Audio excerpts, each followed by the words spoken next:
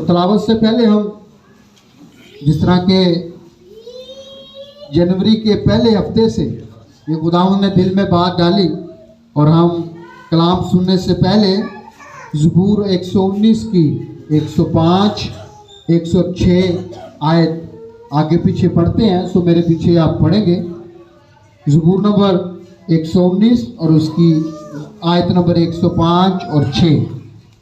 तेरा कलाम मेरे कदमों के लिए चिराग और मेरी राह के लिए रोशनी है। मैंने कसम खाई है कि तेरे कलाम के अहकाम पर अमल करो। सो आज जो हमारे लिए तलावत है वो पहला सैमुएल बाब नंबर 1 आयत नंबर 9 से लेकर हम आयत नंबर 18 के आखिर तक खुदा के कलाम में से सुनेंगे। पहला सैमुएल बाब नंबर 1 आयत नंबर 9 से लेकर आयत नंबर 18 के आखिर तक हम खुदा के कलाम में से सुनेंगे। और जब वो सिला में खा पी चुके तो हन्ना उठी। उस वक़्त एली काहन खुदा की हैकल की चौखट के पास कुर्सी पर बैठा हुआ था और वो नहायत दिलगीर थी।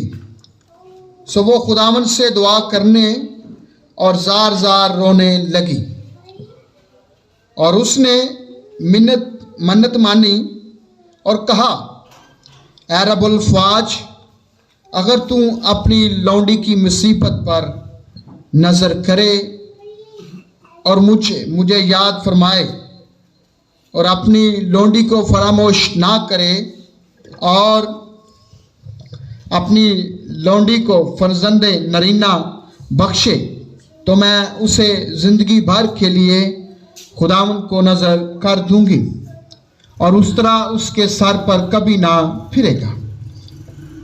और जब वो खुदावंद के हजूर दुआ कर रही थी तो एली उसके मुंह को गौर से देख रहा था और हन्ना तो दिल ही दिल में कह रही थी। फक्त उसके होंठ हिलते थे पर उसकी आवाज़ नहीं सुनाई देती थी। बस एली को गुमान हुआ कि वो नशा में है। सो एली ने उससे कहा कि तू कब तक नशे में रहेगी, अपना नशा उतार। हन्ना ने जवाब दिया, नहीं ऐ मेरे मालिक, मैं तो गमगीन औरत हूँ। मैंने ना कोई नशा पिया, पर खुदावंद के आगे अपना दिल उंडेला है। तू अपनी लौंडी को खबीस औरत ना समझ। मैं तो अपनी फिक्रों और दुख के हजूम के बायस अब तक बोलती रही। तू अपनी लौंडी को खबीस औरत ना समझ। मैं तो अपनी फिक्रों और दुखों के हजूम के बायस अब तक बोलती रही। तब एली ने जवाब दिया, तू सलामत जा और इसराइल का खुदा तेरी मुराद जो तूने उससे मांगी है पूरी करे। सो उसने कहा कि तेरे खादमा पर तेरे करम की नज़र हो। तब वो औरत चली गई और खाना खाया और फिर उसका चेहरा उदास ना रहा।